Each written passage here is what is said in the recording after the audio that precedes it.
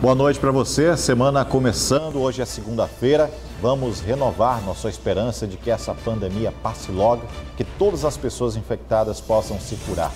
Vamos aos destaques de hoje. Mais perto do bloqueio total do que abrir o comércio. Esse foi o recado do governador Flávio Dino aos empresários e às pessoas que insistem em desrespeitar as medidas de distanciamento social. Diria hoje, numa escala de 0 a 10, que nós estamos mais próximos de uma decisão de lockdown, ou seja, de bloqueio total de atividades, do que propriamente numa decisão de liberação. Na contramão do pensamento do governador, empresários pedem abertura de forma moderada do comércio e participação no gabinete de crise. Boa notícia aos pais: a Assembleia aprova a medida que prevê redução das mensalidades de escolas particulares. E vamos mostrar hoje também a mudança da rotina no centro da capital maranhense.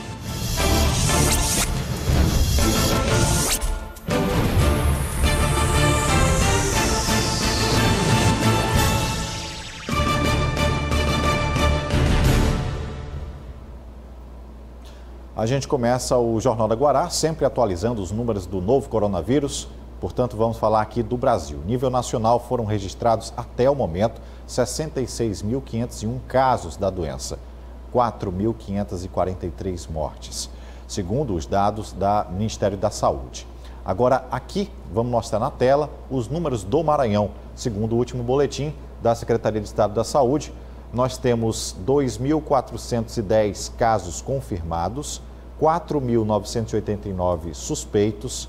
O número de mortes deu um salto muito grande desde a sexta-feira para hoje, 125 casos. E o número de casos descartados foi de 3.959. Agora nós vamos mostrar aqui no Jornal da Guará a taxa de letalidade dessa doença. Aqui no Maranhão, a taxa é de 5%. Isso quer dizer que a cada 100 pessoas que contraem a doença, 5 acabam morrendo. A taxa nacional do país é de 6,7%.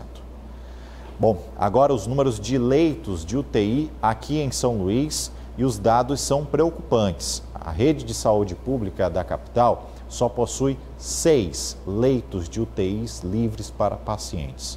Esses dados também são da Secretaria Estadual de Saúde, que ainda informou que, no momento, a capital possui 112 leitos de UTI, 106 estão ocupados. A taxa de ocupação já atingiu aí 94,64%, à beira, portanto, de um possível colapso. Durante a coletiva da manhã de hoje, o governador Flávio Dino informou que o Estado está mais perto de decretar o bloqueio total do comércio do que afrouxar as medidas de distanciamento social. O governador Flávio Dino justificou que ainda existem muitas pessoas que não respeitam a atual situação do Estado, promovendo encontros em casa e aglomeração. Nós vamos conferir os principais trechos da entrevista do governador. Bloqueio total. Diria hoje, numa escala de 0 a 10, que nós estamos mais próximos de uma decisão de lockdown, ou seja, de bloqueio total de atividades, do que propriamente numa decisão de liberação.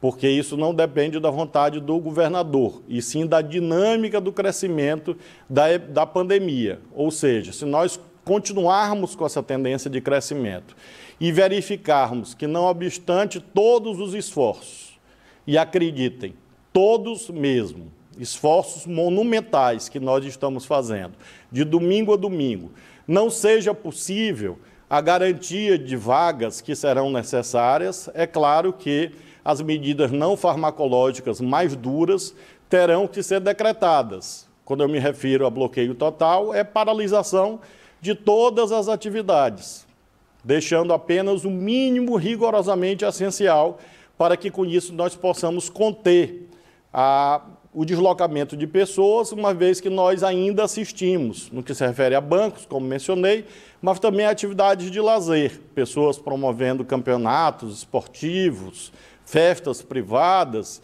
e isso tem um impacto na saúde pública. Prazo de suspensão das aulas estendido. No que se refere à rede estadual, nós não temos previsão de retorno. Muito provavelmente esse prazo do dia 12 de maio será estendido, na medida em que nós temos a necessidade de funcionamento conjunto da rede estadual.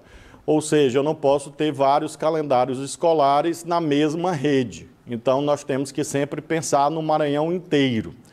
No que se refere à rede privada, peço que pais e escolas dialoguem entre si, porque não é uma decisão que caiba exclusivamente ao governador. Permanência nas UTIs. No caso do coronavírus, nós estamos tendo ocupações de 20, 30 dias, 3 semanas, em que as pessoas permanecem sob cuidados intensivos. O que significa dizer, na prática, amigos e amigas, que os leitos ficam bloqueados mais tempo, porque a pessoa ingressa no leito de UTI e não tem alta rapidamente, exatamente porque os casos são graves e ela precisa, com isto, permanecer mais tempo no leito de UTI. Aluguel do Hospital Português. Determinei também que nós incorporemos à nossa rede os leitos do Hospital Português, em São Luís.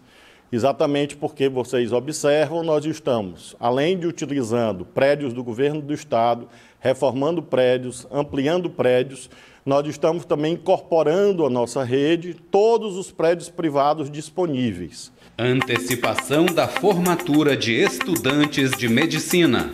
Nós estamos hoje nos dirigindo ao SEUMA, à UFMA e ao EMA, que mantém cursos de medicina, e também ao Ministério Público, para que essas instituições apliquem uma decisão do governo federal que permite as chamadas formaturas antecipadas.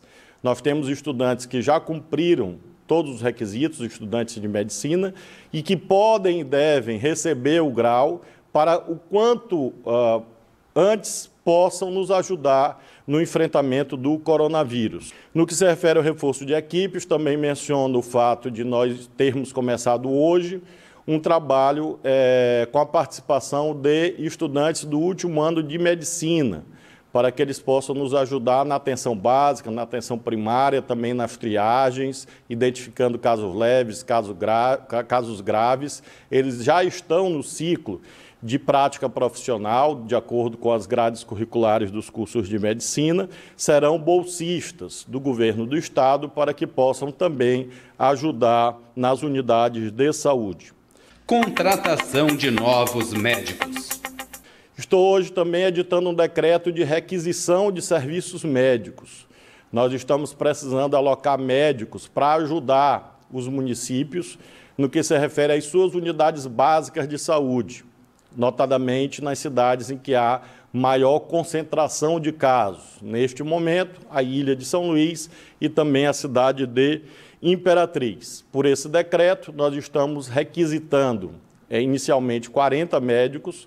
Vamos abrir uma espécie de inscrição por 48 horas, porque nós queremos que, não obstante seja um mecanismo de requisição do governador do estado, as pessoas, no caso os profissionais médicos, possam se oferecer para fortalecer esse trabalho no que se refere às unidades de saúde.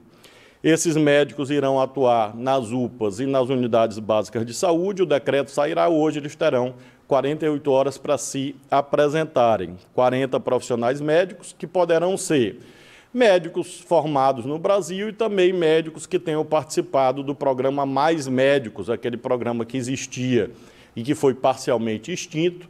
Então, os profissionais brasileiros e estrangeiros que tenham participado do programa Mais Médicos também poderão participar desse decreto de requisição que eu estou editando no dia de hoje. Olha, ainda segundo o governador, o auge da pandemia aqui no estado deve ser atingido no mês de maio, que o vírus não sairá do cotidiano das pessoas, mas que depois desse momento de explosão da pandemia, espera-se aí uma queda no número de casos registrados no Maranhão. E a gente vai para o intervalo. No próximo bloco, a Assembleia aprova a medida que prevê a redução das mensalidades de escolas particulares. É um instante só.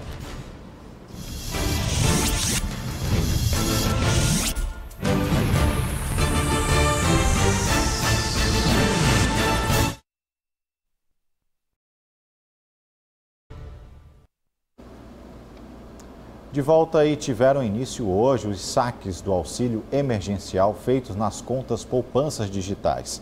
Essa modalidade é para os beneficiários que não recebem Bolsa Família e que não possuem conta em outro banco. Pela manhã houve muita movimentação nas agências. Já à tarde, a agência dos bancos estavam quase vazias. E a gente segue falando sobre essa pandemia do novo coronavírus que mudou a rotina do nosso centro da capital maranhense, nosso centro histórico de São Luís. Antes, palco de visitas de turistas e principal palco do comércio. Hoje a realidade por lá é bem diferente. Essa é a Praça Deodoro, cartão postal da cidade e palco de encontro de moradores da capital. A pouca movimentação lembra um feriado. Mas, infelizmente, não é essa a realidade. A pandemia do novo coronavírus e as medidas de distanciamento deixaram o centro da cidade quase vazio. A agente de limpeza é uma das poucas que segue a rotina. O serviço é considerado essencial, mas a demanda diminui com a consequente diminuição das pessoas nas ruas. A segunda-feira dos ludovicenses tem sido assim, de pouca tarefa na rua e de seguir a determinação para ficar em casa. Claro que algumas pessoas ainda circulam pelo centro, alguns serviços não pararam, mas os efeitos da Covid-19 refletem diretamente no nosso principal centro comercial. A polícia também segue a rotina. Mas olha, essa viatura na Praia Grande fazendo a patrulha sem ninguém na rua. Situação idêntica na Praça Nauro Machado. As escadas que serviam de ponto de encontro agora não recebem um visitante sequer. No centro ainda é possível ver que algumas pessoas ainda insistem em desrespeitar a medida que obriga o uso de máscaras na rua. Como este senhor que observa o tempo passar. Por outro lado, na Rua Grande, pessoas faziam filas em uma loja de tecidos. Serviço agora considerado essencial para a confecção de máscaras. E assim começa a Semana dos Moradores da capital. Sombria, vazia e com uma nova rotina. Bem, essa semana começou com informações mais tensas sobre a situação do comércio aqui da cidade e também do restante do Maranhão. O setor empresarial vem tentando manter diálogo com o governo do estado com o intuito de participar do planejamento de atividades e afastar a possibilidade do lockdown, que é o fechamento total das atividades aqui na cidade e também algumas outras cidades que compõem a Grande Ilha. Como gerar os negócios e manter empregos e a receita das empresas? A crise sanitária da Covid-19 já fez com que muitos negócios fossem fechados e demissões acontecessem. Para dialogar sobre os problemas, as entidades empresariais do Maranhão estão cobrando do governo do estado a maior participação nas decisões neste cenário de crise. Duas vertentes. Uma é de que forma que o governo estadual pode trabalhar através de alguns incentivos, principalmente sobre a perspectiva tributária. A gente falou sobre alguma redução do ICMS em alguns serviços essenciais como água, energia, combustível. Essa é uma parte. Seria algo que seria uma ação direta do governo do estado e que isso de alguma forma traria algum benefício para o empresário para minimizar essa situação que a gente passa atualmente. A outra, quando a gente fala, é a volta do comércio, mas não necessariamente está se dizendo voltar de qualquer jeito. O primeiro passo foi dado. O vice-governador Carlos Brandão já elaborou um relatório sobre a sua videoconferência com a classe empresarial. Já os empresários reforçam que dialogando seja a melhor forma de encontrar uma saída para o setor. O que a gente quer nesse primeiro momento é o diálogo. O que a gente precisa é ter essa discussão, até porque a gente vê que o governo tem trabalhado muito fortemente na questão da saúde das pessoas e com certeza a saúde está em primeiro lugar. No entanto, torna-se necessário. A gente também está passando por uma crise que é uma crise econômica. E que para que isso possa ser trabalhado de uma forma mais tranquila ou digamos, de uma forma mais colegiada, é necessário que haja discussão entre a iniciativa pública com a iniciativa privada e, no caso da iniciativa privada, as entidades têm um papel fundamental nesse contexto. Bem, a Assembleia Legislativa do Estado aprovou 3 importantes projetos na sessão de hoje, realizada por videoconferência em razão da pandemia do novo coronavírus. Foi aprovado o decreto de situação de calamidade pública nos municípios de Vitória do Mearim e São José de Ribamar, em razão do colapso na saúde causado por este coronavírus. Foi aprovada uma medida provisória do governo do estado que isenta pagamento do imposto sobre operações relativas à circulação de mercadorias e prestação de serviços de transporte interestadual e intermunicipal e de comunicação sobre insumos e equipamentos relacionados ao combate, prevenção, enfrentamento e contingenciamento da pandemia da Covid-19. Também foi aprovada a redução da taxa das mensalidades das escolas particulares. E o presidente da Assembleia Legislativa, o deputado Otelino Neto, destacou essas ações. Na sessão de hoje, na Assembleia Legislativa, aprovamos projetos importantes. Aprovamos 2 decretos municipais estabelecendo calamidade pública nos municípios de São José de Ribamar e Vitória do Mearim. Aprovamos ainda um projeto de lei que isenta de ICMS transportes intermunicipais no estado do Maranhão. E também aprovamos um projeto que determina a redução das mensalidades escolares de 10% a 30%, de acordo com a quantidade de alunos de cada escola no estado do Maranhão durante o período em que as aulas presenciais estiverem suspensas.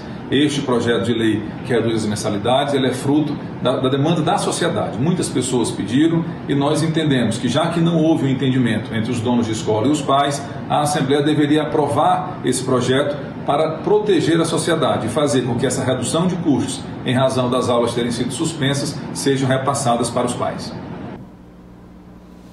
Veja a seguir, a UEMA desenvolve um protótipo de respirador mecânico. Nós vamos para o intervalo, é rápido e a gente volta já. Para esta terça-feira, a Tábua de Marés começa com a baixa-mar às 3h52, marcando 1,1 metro. Às 9h51, a primeira pré-mar, com 5,3 metros. Às 16h25, nova baixa-mar, chegando a 0,8 metros. E às 10h30, a última pré-mar, com 4,8 metros.